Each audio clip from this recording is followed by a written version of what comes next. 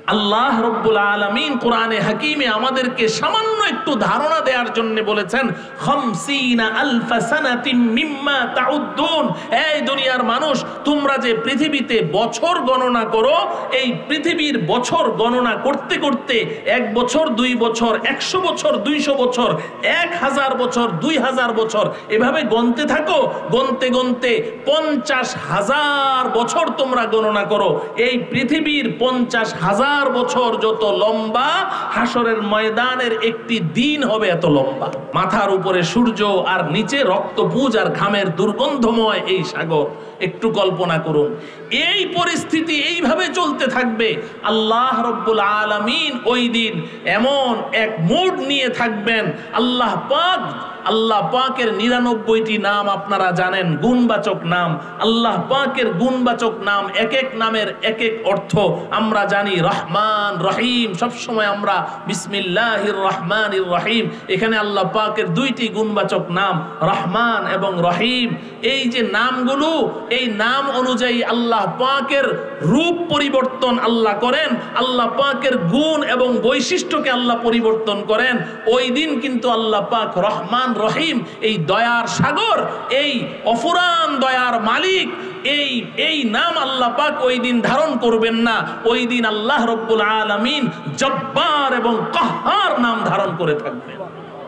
জব্বার আর কাহ্হার, পরাক্রমশালী, ডিটেক্টরশিপ আল্লাহ পাক ওই দিন আল্লাহ পাকের ওই নামের রূপ ধারণ করে, এমন এক ভয়ঙ্কর রূপ ধারণ করে আল্লাহ পাক থাকবেন।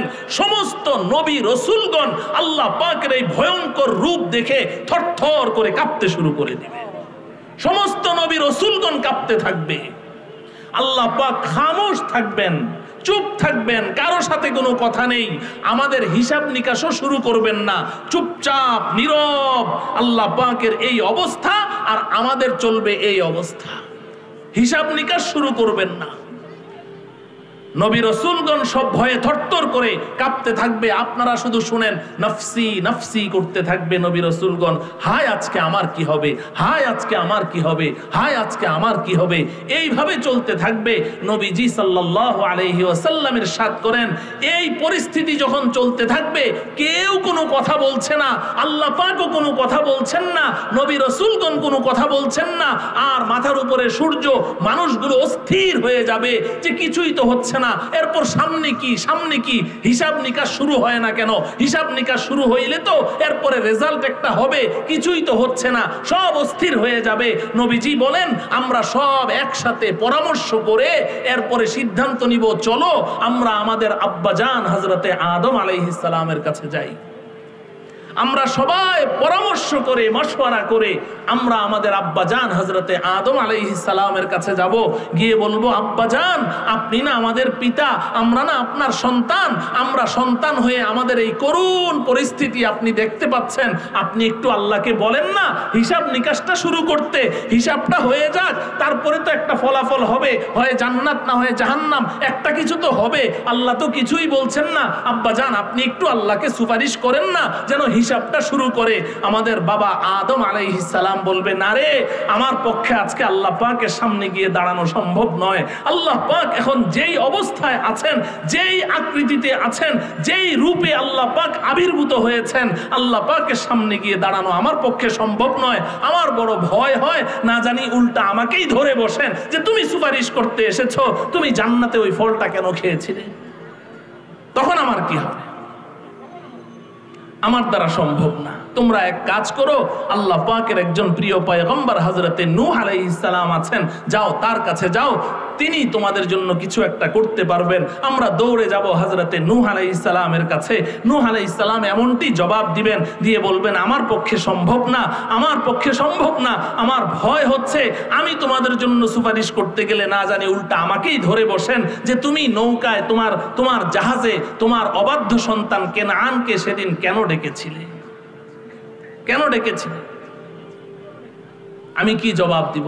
তোমরা এক কাজ করো, আল্লাহ পাকের প্রিয় পয়গম্বর হযরতে ইব্রাহিম খলিলুল্লাহ আলাইহিস সালামের কাছে যাও। ও আমার প্রিয় ভাইয়েরা, আমরা দৌড়ে যাব হযরতে ইব্রাহিম খলিলুল্লাহ আলাইহিস সালামের কাছে। তিনিও একই জবাব দিবেন, তিনি পাঠিয়ে দিবেন হযরতে মূসা আলাইহিস সালামের কাছে। যাব মূসা আলাইহিস সালামের কাছে, তিনি পাঠিয়ে দিবেন হযরতে ঈসা রূহুল্লাহর কাছে। আমরা দৌড়ে যাব হযরতে ঈসা রূহুল্লাহর কাছে। হযরতে ঈসা আলাইহিস সালাম বলবেন, আমার পক্ষে সম্ভব নয়, তোমরা এক কাজ করো, আখেরি পয়গম্বর সাইয়্যিদুল মুরসালিন হযরত মুহাম্মদ মুস্তাফা সাল্লাল্লাহু আলাইহি ওয়াসাল্লামের কাছে যাও। আমি দৃঢ়ভাবে আশাবাদী তিনি কিছু একটা করতে পারবেন। ও আমার প্রিয় ভাইয়েরা, নবীজি সাল্লাল্লাহু আলাইহি ওয়াসাল্লামের সাথ করেন। আমরা তখন দৌড়ে যাব নবীজি সাল্লাল্লাহু আলাইহি ওয়াসাল্লামের কাছে।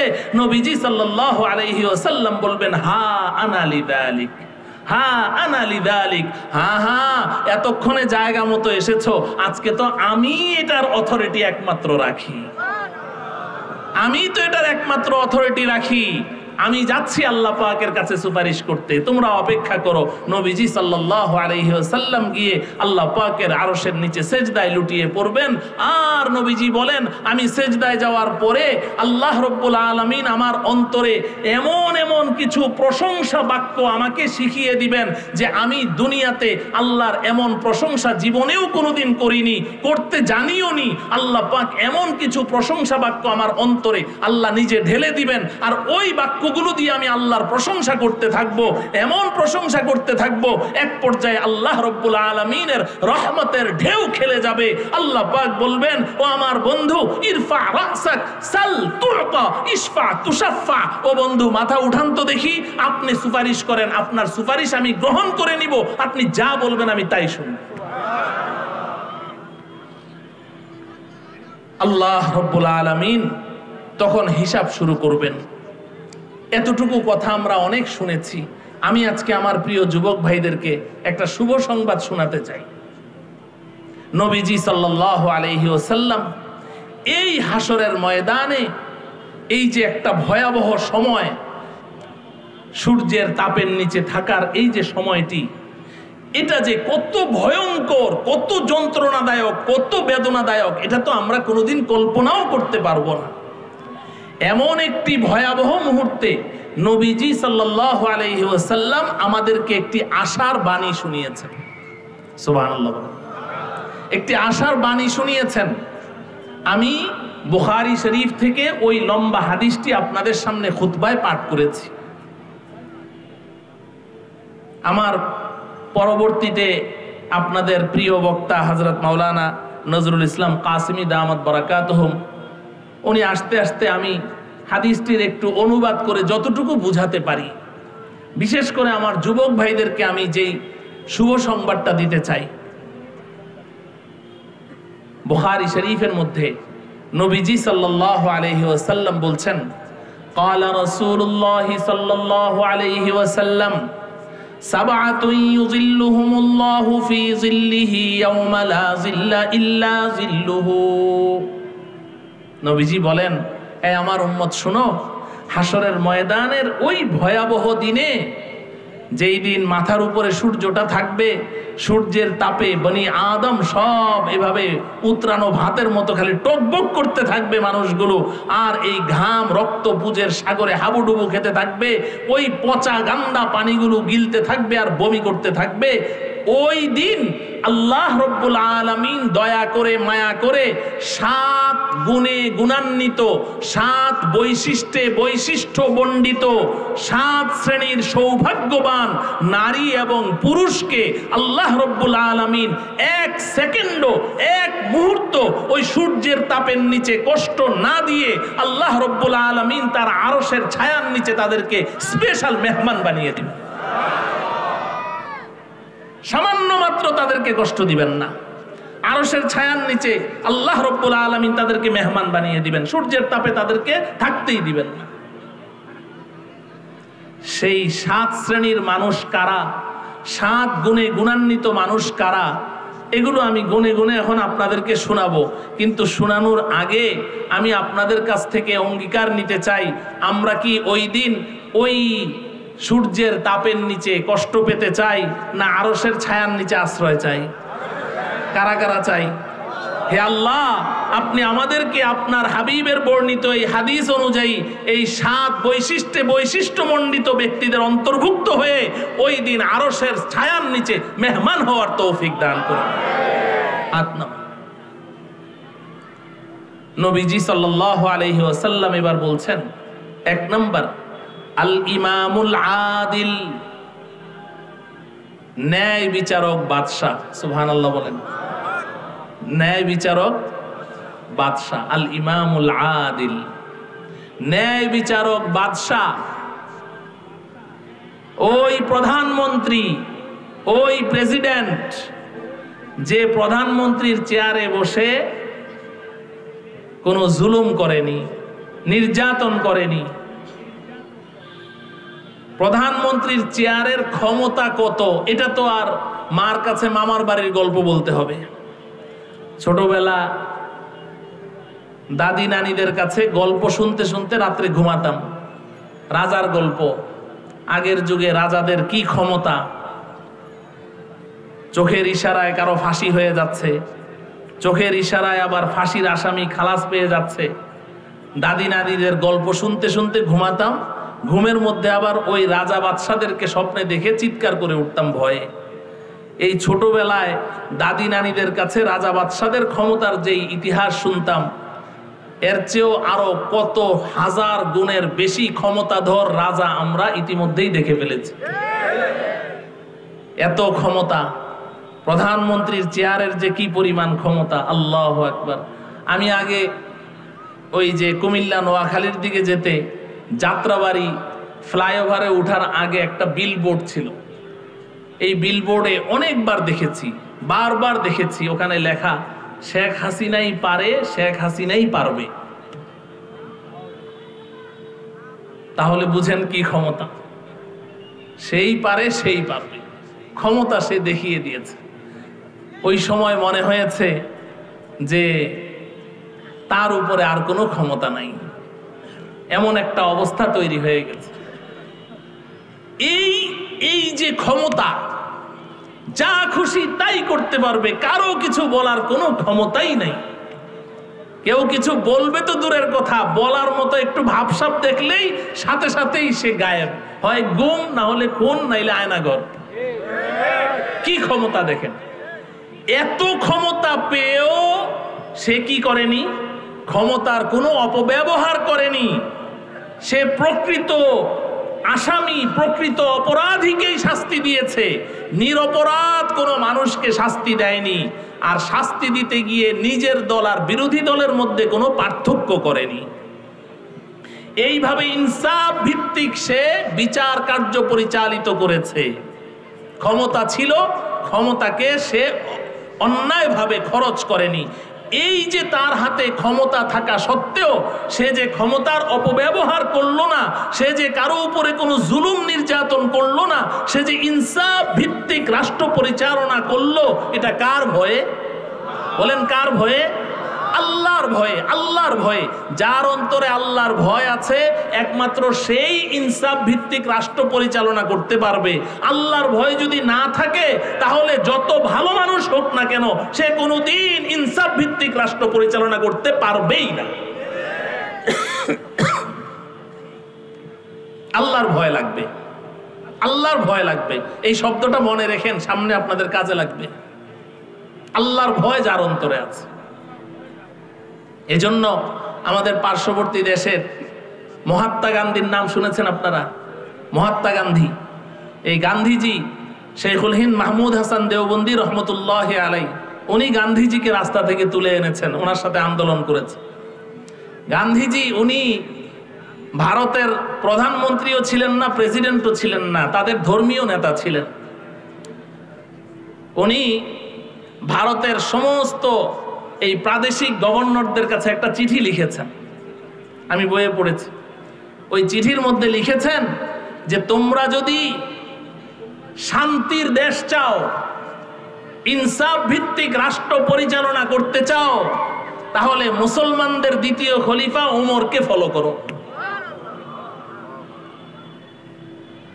তো এই যে রাষ্ট্রপ্রধান হয়ে, প্রধানমন্ত্রী হয়ে, প্রেসিডেন্ট হয়ে সে যে কোনো জুলুম করলো না, নির্যাতন করলো না, ইনসাফ ভিত্তিক রাষ্ট্র পরিচালনা করলো আল্লাহর ভয়ে, আল্লাহ রব্বুল আলামিন তাকে কি দিয়ে পুরস্কৃত করবেন? এই মানুষটা যদি ঈমান নিয়ে আল্লাহর দুয়ারে যেতে পারে। কি নিয়ে? কি নিয়ে? ঈমান নিয়ে যেতে হবে, এটা শর্ত। ঈমান নিয়ে যদি আল্লাহর দরবারে যেতে পারে তো আল্লাহ রব্বুল আলামিন পুরস্কার স্বরূপ এক মুহূর্ত তাকে সূর্যের তাপের নিচে কষ্ট না দিয়ে সরাসরি তাকে আরশের ছায়ার নিচে মেহমান বানিয়ে রেখে দিবেন। আল্লাহ রব্বুল আলামিন বর্তমান দুনিয়ার সমস্ত রাজা বাদশাদেরকে এই কথাটি বুঝার এবং বিশ্বাস করার তৌফিক। যুবক যুবক ওয়াশাবুন নাশআ ফি ইবাদাতি রাব্বিহি, নবীজি বলেন 2 নাম্বার সৌভাগ্যবান ওই যুবক যে তার যৌবনকালটা আল্লাহ পাকের ইবাদত বন্দেগীতে কাটিয়ে দিয়েছে। সুবহানাল্লাহ। 2 নম্বরে নবীজি যুবকের কথা বলেছে। এজন্য আমি বারবার যুবক ভাইদেরকে ডাকছি, খুব ভালো করে বুঝেন আমার প্রিয় যুবক ভাইয়েরা। 7 শ্রেণীর মানুষের মধ্যে 2 নম্বরে নবীজি কোনো আলেমকে ডাকেননি, কোনো আল্লাহর ওলিকে ডাকেননি, কোনো মুজাহিদের কথা বলেননি। 2 নম্বরে বলেছেন কার কথা? যুবকের কথা। যুবকের কথা খুব ভালো করে বুঝেন, এটাকে অবহেলা করেন না। নবীজি বলছেন 2 নম্বরে ওই যুবক, ওই সৌভাগ্যবান যুবক যে তার যৌবনটাকে অপবিত্র করেনি, যৌবনটাকে কলুষিত হতে দেয়নি, যৌবনটাকে গান্দা হতে দেয়নি, কোনো পাপের সাথে যৌবনকে মিশতে দেয়নি, যৌবনকালটাকে সে পবিত্র রেখেছে এবং আল্লাহর ইবাদতে যৌবনটাকে কাটিয়ে দিয়েছে। আল্লাহ রব্বুল আলামিন ওই যুবককেও হাসরের ময়দানে সূর্যের তাপের নিচে সামান্য কোনো কষ্ট না দিয়ে সূর্য আরশের ছায়ার নিচে নিয়ে বসিয়ে দিবেন। আমার প্রিয় যুবক ভাইয়েরা, এখানে একটা প্রশ্ন জাগে। প্রশ্ন হলো, একজন মানুষের জীবনে যদি সে হায়াত পায় 3টি স্তর পার করতে হয়। 1 নম্বর হলো বাল্যকাল, 2 নম্বর যৌবনকাল, 3 নম্বর বৃদ্ধকাল। নবীজি সাল্লাল্লাহু আলাইহি ওয়াসাল্লাম কিন্তু বাল্যকালের কথা বলেননি, বৃদ্ধকালের কথাও বলেননি, বালকদের কথাও বলেননি, বুড়োদের কথাও বলেননি। বলেছেন মাঝখানে যৌবনকালের কথা, যুবকদের কথা। প্রশ্ন জাগে কেন? এই কথাটা একটু বুঝেন। নবীজি বাল্যকালের কথা এই জন্য বলেননি, বাল্যকাল খেলাধুলায় কেটে যায়, হাসতে হাসতে কেটে যায়। বাল্যকালে গুনাহ এবং পাপের মজা বুঝে আসে না। গুনাহ এবং পাপের মজা বুঝার যোগ্যতাও বাল্যকালে থাকে না। পাপ কি জিনিস এটা বুঝে না। তাই বলে কি বালকরা গুনাহ করে না? করে, অন্যের দেখা দেখি করে, বড়দেরকে দেখে দেখে। বড়রা যেদিকে চালায় ওরা ওদিকে চলে। এখন তো বর্তমান সময়ে এই বালকদেরকেই খুব ব্যবহার করা হচ্ছে। কিছু দুষ্ট লোক সমাজের বড় ভাইয়েরা, এরা এই যে কিশোর গ্যাং, আপনাদের এই অঞ্চলে তো বেশি শুনি আমরা, এই কিশোর গ্যাং, এরা নিজেদের বুদ্ধিতে চলে না, এদেরকে কিছু শয়তান পর্দার আড়াল থেকে পরিচালিত করে। এরা পাপের মজা বুঝে না, এরা গুনাহের মজা বুঝে না, এরা ন্যায় অন্যায় বুঝে না, এদেরকে পরিচালিত করে। তো বাল্যকাল তো গুনার মজা বুঝে না, হাসতে খেলতে সময় চলে যায়। আর বৃদ্ধকাল, বার্ধক্যে যখন মানুষ উপনীত হয়, বুড়ারা গুনার মজা বুঝে, পাপের মজা বুঝে, পাপ কি জিনিস খুব ভালোভাবে বুঝে, কিন্তু করার শক্তি থাকে না, শরীর লুজ হয়ে যায়, ক্ষমতা থাকে না, গুনাহের প্রতি আকর্ষণ থাকে না, আকর্ষণ দুর্বল হয়ে যায়, রুচি থাকে না, চাহিদা থাকে না, গুনাহ করার শক্তি থাকে না, ক্ষমতা থাকে না। মাঝখানে রয়ে গেল যৌবনকাল। ও আমার প্রিয় যুবক ভাই, এই যৌবনকালটা আমার আর তোমার জীবনের সবচাইতে গুরুত্বপূর্ণ, মোস্ট ইম্পর্টেন্ট একটা টাইম। এই সময়টা হচ্ছে আমাদের ফাইনাল এক্সাম। এই যৌবনকালে আল্লাহ রব্বুল আলামিন আমাদেরকে এমন শক্তি দিয়েছেন, আমার জীবনে এই যৌবনে মনে হয় যেন পাহাড় একদিক থেকে ঠেলে আরেক দিকে সরিয়ে ফেলবো, মনে হয় যেন লোহা চিবিয়ে খেয়ে ফেলবো, এমন অদম্য শক্তি যৌবনকালে, যৌবনের উন্মাদনা আল্লাহ দিয়েছেন। পাপ এবং গুনাহ করার শক্তি আর ক্ষমতা আল্লাহ দিয়েছেন। পাপ এবং গুনাহের প্রতি আকর্ষণ, রুচি, চাহিদা আল্লাহ দিয়েছেন। এবং তুমি গুনাহ করতে চাও হে যুবক, তুমি পাপ করতে চাও, যেই গুনাহটাই তুমি করতে চাও, যেই পাপটাই করতে চাও, এই গুনাহ করার জন্যে কি কি বস্তুর প্রয়োজন, কি কি আয়োজন দরকার, কি কি আসবাব উপকরণের দরকার, এই গুনাহের উপকরণ আসবাবগুলো আল্লাহ সৃষ্টি করে দিয়েছেন। কেন? তোমার পরীক্ষা নেয়ার জন্য।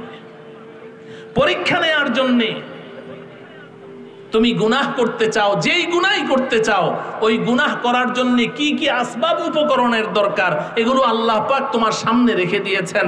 ও আমার প্রিয় যুবক ভাইয়েরা, ভালো করে শুনো। আমরা যখন ছোট ছিলাম ওই সময় একটা গুনাহ করতে অনেক পরিকল্পনা করা লাগতো।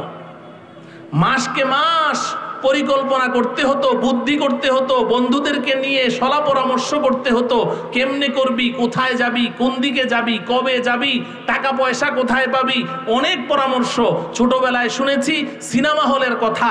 আল্লাহ রব্বুল আলামিন আমাদেরকে আলহামদুলিল্লাহ এমন পরিবারে পাঠিয়েছেন, দাদা নানা উভয় বংশে আমরা সব মোল্লা মৌলভী, যার কারণে আল্লাহ পাক এগুলো থেকে হেফাজত করেছেন। কিন্তু শুনেছি যে বিশাল বড় টেলিভিশনের মতো একটা বিশাল বড় একটা জিনিস, ওটার মধ্যে মানুষগুলোকে অনেক বড় বড় দেখা যায়। কিন্তু এই সিনেমা হল, এটাও প্রত্যেক জেলায় জেলায় ছিল না। কোনো যুবক যদি সিনেমা দেখতে চাইতো তাহলে সফর করে আরেক জেলায় যাওয়া লাগতো। সব জেলায় সিনেমা ছিল না। আবার সিনেমা দেখতে হলে টাকা লাগবে, টাকা পাবে কোথায়? তোমাদের মতো এত টাকা তো আগের যুগে যুবকদের হাতে ছিল না, এর শতভাগের এক ভাগও ছিল না। টাকা কোথায় পাবে? বাবার পকেট থেকে চুরি করতে হবে। বাবার পকেটও এরকম টাকায় ভরা ছিল না। এখন বাবাদের পকেট যেভাবে ভরা হয়। আজকে সকাল 11টার সময় আমার বাসার সামনের ফ্ল্যাটে, একদম আমার বাসার, আমি যেই বিল্ডিং এ থাকি, আমার সামনের বিল্ডিং এর 3 তলা থেকে ডাকাতি হয়েছে আজকে বেলা 11টার সময়। টাকা কত নিয়েছে? 82 লক্ষ টাকা আর 100 ভরি স্বর্ণ। এক বাসা থেকে ডাকাতি হয়েছে, 82 লক্ষ টাকা আর কি 100 ভরি স্বর্ণ। আগে তো 100 ভরি স্বর্ণের কথা শুনলে তো মানুষ হার্ট অ্যাটাক করত। মানুষের মধ্যে গুরবত ছিল, দারিদ্রতা ছিল। টাকা পাবে কোথায় গুনাহ করার জন্যে? মায়ের বালিশের নিচে না কোথায় মা চাউলের ড্রামের ভিতরে কোথায় টাকা রাখে, ওখান থেকে টাকা চুরি করে এরপরে মাসকে মাস প্ল্যান প্রোগ্রাম করে এরপরে কোথাও সফরে গিয়ে এই সিনেমা দেখতে হতো। আবার যদি বাবা যদি জানে, মায়ে যদি জানে, চাচা জ্যাঠা যদি জানে, বড় ভাই যদি জানে, পিঠের চামড়া তুলে ফেলবে। হাজারো ভয় আশঙ্কা, এর ভিতর দিয়ে একটা গুনাহ করতে হতো। ও আমার প্রিয় যুবক ভাইয়েরা, এখন বলো, এখন বলো, তোমার গুনাহ করতে হলে কোথায় যেতে হয়? কোথাও যেতে হয় না। এই যে তুমি আমার সামনে বসে আছো, এখানে বসেও তুমি পৃথিবীর সবচাইতে জঘন্যতম গুনাহে লিপ্ত হইতে পারো। গুনাহ করতে এখন তোমার কোথাও যেতে হচ্ছে না, ঘরে বসে বসে তুমি। আরে আমি একদিন যাচ্ছি মিরপুর 1 নম্বর দিয়ে সোনি সিনেমা হলের সামনে দিয়ে, আমি আরজাবাদ মাদ্রাসায় ছোটবেলায় পড়াশোনা করেছি, এখনো থাকি 1 নম্বরে। আমি ওই সিনেমা হলের সামনে দিয়ে যাই, দেখি যে সিনেমা হলটা নাই। আমি জিজ্ঞাসা করলাম আমার খাদেমকে, কিরে এখানে না একটা সিনেমা হল ছিল, গেল কোথায়? কয় যে না হুজুর নাই। আমি বললাম কেন নাই? কয় এখন কেউ সিনেমা দেখতে আসে না। আমি বললাম আলহামদুলিল্লাহ, তাহলে তো যুবকরা এখন অনেক ভালো হয়ে গেছে। তো হাসে, হাসিস কেন? কয় যে হুজুর সিনেমা দেখবে কি, সিনেমার চেয়েও আরো জঘন্য জিনিস তো সবার পকেটে পকেটে। এখন আর সিনেমা দেখা লাগে না, সিনেমা দেখতে যায় না। আরে ওই সময় তো এত বাধা পেরিয়ে একটা গুনাহ করতে হতো। হে যুবক, এখন তো তোমার গুনাহ তোমার পকেটে, তোমার হাতে, তুমি বাথরুমে বসে, তুমি ঘরের ভেতরে দরজা বন্ধ করে ওর চেয়েও আরো জঘন্যতম গুনাহে লিপ্ত হচ্ছ।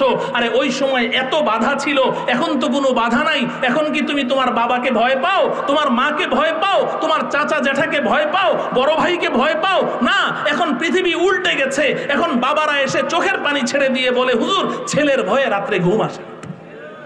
এখন তো তোমাকে তোমার বাবা ভয় পায়, তোমাকে তোমার মা ভয় পায়, তোমাকে তোমার বড় ভাই ভয় পায়, তোমাকে তোমার চাচা জ্যাঠারা ভয় পায়। তুমি তো এখন কাউকে ভয় পাও না। অতএব তোমার তো কোনো বাধা নাই গুনাহ করতে, সব তোমার সামনে। আর বাহিনী, এই আর্মি, বিডিআর আর র্যাব, বিজিবি, আরে আমরা যখন ছোট ছিলাম তখন বাহিনী ছিল 3টা, সেনাবাহিনী আর বিডিআর আর পুলিশ। এই 3 বাহিনী ছাড়া আর কোনো বাহিনী ছিল না। কিন্তু এখন এত ডর্জনে ডর্জনে বাহিনী হয়েছে, নামও বলতে পারবো না। ওই 3 বাহিনী যখন ছিল তখন যুবকরা বেশি গুনাহ করতো না, এখন বেশি গুনাহ করে। কথা বলেন। তাহলে বোঝা গেল কোনো বাহিনীর পক্ষেও সম্ভব নয় যুবকদেরকে গুনাহ থেকে ঠেকানো। তাহলে তোমার বাবা মাও এখন আর তোমার ভয়ের পাত্র নয়, তোমার চাচা জেঠাও তোমার ভয়ের পাত্র নয়, তোমার বড় ভাইও তোমার ভয়ের পাত্র নয়। কেউ তোমাকে বাধা দিতে পারছে না, কোনো বাহিনীও তোমাকে গুনাহ থেকে ঠেকাতে পারছে না। হে যুবক, এখন যদি তুমি গুনাহ থেকে বাঁচতে চাও, তোমাকে গুনাহ থেকে একটি মাত্র বস্তু ঠেকাতে পারে, দ্বিতীয় আর কোনো বস্তু নেই, আর সেটা হলো আল্লাহর ভয়। আল্লাহর ভয় ছাড়া কোনো কিছু তোমাকে গুনাহ থেকে ঠেকাতে পারবে না। ও যুবক, তোমার এই যৌবনে তুমি যে গুনাহ করার অদম্য ইচ্ছা, আগ্রহ, শক্তি, ক্ষমতা সব তোমার আছে, গুনাহ করার সমস্ত আসবাব উপকরণ তোমার সামনে, চাইলেই করতে পারো।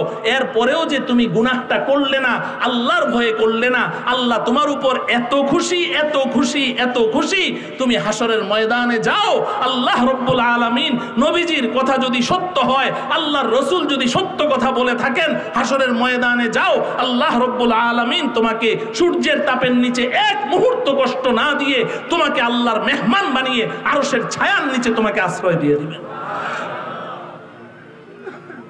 ও আমার প্রিয় যুবক ভাই, আমি যখন চিৎকার করে করে তোমাকে এই কথাগুলো বলছি, ঠিক এই মুহূর্তে ইবলিস শয়তান তোমাকে একটা ওয়াসওয়াসা দিবে। আমি যে মুহূর্তে কথাগুলো বলছি, এখনই তোমাকে ইবলিস একটা ওয়াসওয়াসা দিবে, বলবে যে আরে এই সমস্ত কথা এগুলা তো হুজুরদের কামই, এগুলা বলা, ওনার কথা তো উনি বলবেই, তুই এখন টকবগে যুবক, যৌবনের মজাটা একটু চেখে নে, এরপরে যখন ওনার মতো সাদা দাড়ি হবে, বুড়া হবি, ওই সময় তুই দরবেশ হয়ে যাস, ওই সময় তওবা করে তুই ভালো হয়ে যাস। এখন কিসের এই সমস্ত কথা? এখন তুই টকবগে যুবক, যৌবনের উন্মাদনায় কিছুদিন নেচে নে, গেয়ে নে, কিছুটা মজাটা চেখে নে, এরপরে বুড়া হইলে তুই বুজুর্গ হয়ে যাস। শয়তান তোমাকে এভাবে ওয়াসওয়াসা দিবে। এখনই কিসের মুখে দাড়ি রাখা, এখনই কিসের 5 ওয়াক্ত নামাজ পড়া, এখনই কিসের পর্দা প্রথা মেনে চলা, এখনই কিসের হালাল হারাম মেনে চলা, এখনই কিসের জেনা বেবিচার ছেড়ে দেওয়া, এখনই কিসের মিথ্যা কথা ছেড়ে দেওয়া, এখনই কিসের জুয়া মদ ছেড়ে দেওয়া, এখনই কিসের অন্যায় অপরাধ ছেড়ে দেওয়া। এখনই না, সময় আছে সামনে, এখন না, এখন যা করছিস করতে থাক, বুড়া হলে ভালো হয়ে যাস। শয়তান যখন তোমাকে এই ওয়াসওয়াসা দেয়, তখন আমি তোমাকে একটা কথা বলি, প্রথম কথা হলো, তুমি যে আমার মতো বুড়া হতে পারবে, তোমার দাড়িগুলো সাদা হওয়া পর্যন্ত তুমি হায়াত নিয়ে এসেছো, এই সার্টিফিকেটটা আমাকে একটু দেখাও। তুমি যে বার্ধক্য পর্যন্ত বেঁচে থাকবে, তুমি যে আজকের এই মাহফিলের ময়দান থেকে বাসা পর্যন্ত যেতে পারবে, এই সার্টিফিকেটটুকু আমাকে দেখাও। কিসের অপেক্ষায় তুমি বসে আছো? কিসের অপেক্ষায় যুবক তুমি বসে আছো? যে না এখন না আগামীকাল, এখন না আগামীকাল। ইবলিস শয়তানের এটা হলো সবচেয়ে বড় চক্রান্ত। ও যুবক শুনো, ইবলিস শয়তান কখনো তোমাকে নামাজ পড়তে বাধা দিবে না, বলবে না যে নামাজ পড়িস না, বলবে না যে রোজা রাখিস না, বলবে না যে তুই যাকাত দিস না, বলবে না যে তুই ইসলামী অনুশাসন মেনে চলিস না, এটা বলবে না।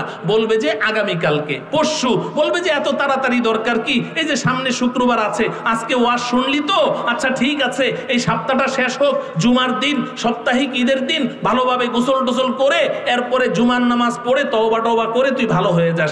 আগামী আগামী আগামী, আজকে না। অথবা বলবে যে অমুক দিন অমুক বড় হুজুর আসছে, বড় হুজুরের হাতে হাত রেখে তওবা করে ভালো হয়ে যাবি। অথবা বলবে যে না থাক, এখন থাক, সামনে তো হজের নিয়ত করেছিস, হজে গিয়ে একবারে তওবা করে তারপরে ভালো হয়ে চলে আসিস। আজকে না, শুধু আগামীর চক্রে তোমাকে ফেলে রাখবে। এই একটা দুইটা দিন যাওয়ার পরে তোমার ভিতরে এখন যেই জ্বলনটা তৈরি হয়েছে, যেই স্পিডটা এসেছে, যেই জজবাটা পয়দা হয়েছে, 2 দিন পরে ওটা এমনি ঠান্ডা হয়ে যাবে, তুমি সব ভুলে যাবে।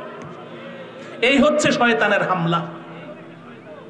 এরপরেও যদি তুমি বলো যে না আমি বুড়া হইলে সুফি হয়ে যাব, তো একজন কবি তোমাকে নিয়ে বড় উপহাস করেছে, একজন কবি বড় চমৎকার ভাবে তোমাকে নিয়ে উপহাস করেছে।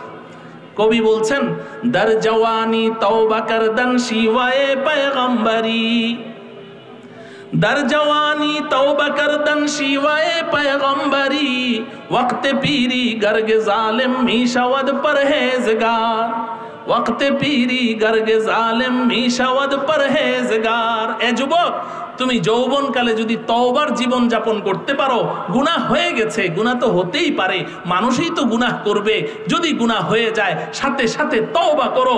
তুমি যখনই গুনাহ হবে সাথে সাথে তওবা করো। 3 জিনিসের নাম তওবা। খালি মুখে মুখে তওবা তওবা বললে তওবা নয়, আস্তাগফিরুল্লাহ আস্তাগফিরুল্লাহ বললে তওবা নয়। 3 জিনিসের নাম তওবা। 1 নাম্বার, যেই গুনাহটা করেছো এটা ছেড়ে দাও, এটা ছেড়ে দাও। মদের বোতল হাতে নিয়ে তুমি বলছো তওবা তওবা, এটা আল্লাহর সাথে উপহাস। মদের বোতল ফিকে ফেলে দাও, তারপরে তুমি তওবা করো। 2 নাম্বার, ভবিষ্যতে আর কখনো এমন গুনাহ করবে না, এই মর্মে আল্লাহর সাথে ওয়াদা করো। 3 নাম্বার, চোখের পানি ছেড়ে দাও। তোমার এই 3 জিনিসের মাধ্যমে যদি তুমি তওবা করতে পারো, নবীজি বলেছেন আত্তাইবু মিনাদ যামবি কামাল্লা যামবা লাহু। কি পরিমাণ গুনাহ তুমি করেছো, গুনাহ করতে করতে তুমি ক্লান্ত হয়ে যাবে, আল্লাহ পাক ক্ষমা করতে করতে ক্লান্ত হয়ে যাবেন না। সাহাবী জিজ্ঞাসা করলেন, ইয়া রাসূলুল্লাহ, তওবা করার সময় তো এইভাবেই করি, আবার যে গুনাহ হয়ে যায়? নবীজি বললেন, ওয়া ইন আদা ফিল ইয়াউমি 70 মাররাতান, তুমি খাঁটি দিলে তওবা করো। যখনই গুনাহ হয় খাঁটি দিলে তওবা করো। একদিনে 70 বার তওবা করেছো, 70 বার তওবা ভেঙেছো, আমার আল্লাহ 70 বার তোমাকে ক্ষমা করে দিবেন। দার জওয়ানি তওবা করদান শিওয়ায়ে পয়গম্বরি। তুমি যদি এই তওবার জীবন যাপন করতে পারো, তাহলে তোমার হাসর হবে নবী রাসূলদের সাথে, হযরতে ইউসুফ আলাইহিস সালামের সাথে। আরে যুবক, তুমি কি সুন্দর! আরে যুবক, তোমার মধ্যে কতটুকু যৌন শক্তি আছে, কতটুকু যৌবন আছে! আল্লাহর পয়গম্বর হযরতে ইউসুফ আলাইহিস সালাম, নবীজি বলেন, ফাইদান কদ উতিয়া শাতরুল হুসনি, পৃথিবীর অর্ধেক সৌন্দর্য আল্লাহ ইউসুফকে দিয়ে দিয়েছেন। সেই ইউসুফ মিশরের সবচাইতে রূপসী, গুণবতী, সুন্দরী নারী, সেই সম্রাজ্ঞিনী ইউসুফ আলাইহিস সালামকে সেই তার রাজপ্রাসাদের 7টি অন্দর মহলে নিয়ে তাকে সেই কুমন্ত্রণা দিয়েছে, খারাপ কাজের প্রস্তাব দিয়েছে। হযরতে ইউসুফ আলাইহিস সালাম সেখান থেকে দৌড় দিয়ে বের হয়ে এসেছেন। আল্লাহ রাব্বুল আলামিন যদি তুমি তোমার যৌবনকে পবিত্র রাখো, তাহলে হাসরের ময়দানে অবশ্যই অবশ্যই আল্লাহ তোমাকে ইউসুফ আলাইহিস সালামের সাথে হাসর করবে। আর যদি তুমি বলো যে না, বুড়া হইলে আমি বুজুর্গ হয়ে যাব, তো কবি কি বলে জানো? কবি বলছে, ওয়াক্তে পীরি গর্গে জালেম মিশাওয়াদ পরহেজগার। আরে যুবক, তুই বুড়া হইলে বুজুর্গ হবি? বুড়া হইলে তো জঙ্গলের সবচাইতে জালেম অত্যাচারী প্রাণী সিংহ, ও তো বুজুর্গ হয়ে যায়। সিংহ সারাটা জীবন সামনে দিয়ে যে যায় তাকেই থাবা মারে, যে যায় তাকেই থাবা মারে, ওর সামনে দিয়ে কাউকেই যাইতে দেয় না। ক্ষুধা থাকলেও ধরে, ক্ষুধা না থাকলেও ধরে, যে যায় তাকেই থাবা মারে। কিন্তু যখন নাকি বুড়া হয়ে গেছে, এখন আর থাবা মারবে তো দূরের কথা, হাঁটতেও পারে না, দাঁড়ালেই মাথা চক্কর দেয়, চোখে সর্ষে ফুল দেখে, হাঁটু থরথর করে কাঁপে। এখন সিংহ চুপচাপ বসে আছে। তো সিংহর সবচেয়ে ফেভারিট খাবার হলো খরগোশ। খরগোশ বুঝে ফেলেছে যে বস এখন আর নড়াচড়া করতে পারে না। এখন খরগোশ তো সিংহ দেখলে 10 মাইল দূরে দিয়ে হাঁটতো, আজকে খরগোশ সিংহের নাকের সামনে দিয়ে কোমর দুলিয়ে হাঁটে আর গুনগুনিয়ে গান গায়। পিছন থেকে শিয়াল এসে বলে, মামা কত বড় বেয়াদব, মারেন না একটা থাবা। সিংহ কয়, ভাগিনা জানিস না আমি বুজুর্গ হয়ে গেছি। তুমি কি ওই দিনের অপেক্ষায় আছো যুবক? তুমি কি ওই দিনের অপেক্ষায় আছো যেদিন তোমার নড়াচড়ার শক্তি থাকবে না, লুজ হয়ে যাবে? সেদিন তুমি বলবে আমি বুজুর্গ হয়ে গেছি। ওই বুজুর্গের আল্লাহর কাছে কোনো মূল্যায়ন হবে না। তোমাকে যৌবনকালেই বুজুর্গ হতে হবে, যৌবনকালেই তওবা করতে হবে। আমি এই 2 প্রকারের কথাই বললাম। সময় আমার 10টা পর্যন্ত ছিল, তো আমি কথা এখানেই শেষ করে দিচ্ছি। আর বাকি কথাগুলো হয়তোবা অনেকের মন খারাপ হবে, আমি শুধু অনুবাদ করে দিচ্ছি। বুড়ারা বলবে যে হুজুর তাহলে আমাদের রাস্তা কি বন্ধ হয়ে গেছে? 3 নম্বর নবীজি বলছেন, ওয়া রাজুলুন কলবুহু মুআল্লাকুন ফিল মাসাজিদ, ওই সৌভাগ্যবান ব্যক্তি যার অন্তরটা সব সময় মসজিদের সাথে ঝুলে থাকে। সুবহানাল্লাহ। অন্তর মসজিদের সাথে ঝুলে থাকে। তুমি ডাক্তার, তুমি ইঞ্জিনিয়ার, তুমি প্রফেসর, তুমি একজন কৃষিজীবী, তুমি কর্মজীবী, তুমি ব্যবসায়ী, তুমি তোমার কাজে লিপ্ত আছো, থাকো, কোনো সমস্যা নেই। শুধু কানটা খাড়া করে রাখো কখন মসজিদে আজান দেয়। আজান শোনা মাত্র কাজ সব বন্ধ, দোকানের শাটার বন্ধ, ডাক্তার তোমার প্রেসক্রিপশন লেখা বন্ধ, ইঞ্জিনিয়ার তোমার ড্রয়িং করা বন্ধ, কাজ বন্ধ করে দিয়ে সোজা তুমি মসজিদে চলে যাবে। আবার মসজিদ থেকে নামাজ পড়ে এসে কাজে লেগে যাবে, কানটা খাড়া করে রাখবে মসজিদের সাথে। বাস, যদি এইভাবে তোমার জীবনটা কাটিয়ে দাও, আল্লাহ পাক তোমাকে হাসরের ময়দানে আরশের ছায়ার মেহমান বানিয়ে দিবে।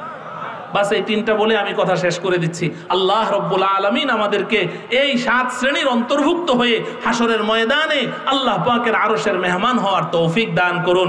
বিশেষ করে আমার যুবক ভাইদের প্রতি আমি যে আবেদনটুকু রাখলাম, এখনই সময়, কাল বিলম্ব না করে আজকের এই মাহফিল থেকেই আল্লাহ পাকের ওলি হযরত মাওলানা নজরুল ইসলাম কাসেমি দামাত বারাকাতুহুম তিনি আসবেন, কথা বলবেন, তার হাতে হাত রেখে তওবা করে আমরা এই মজলিস থেকে যাব।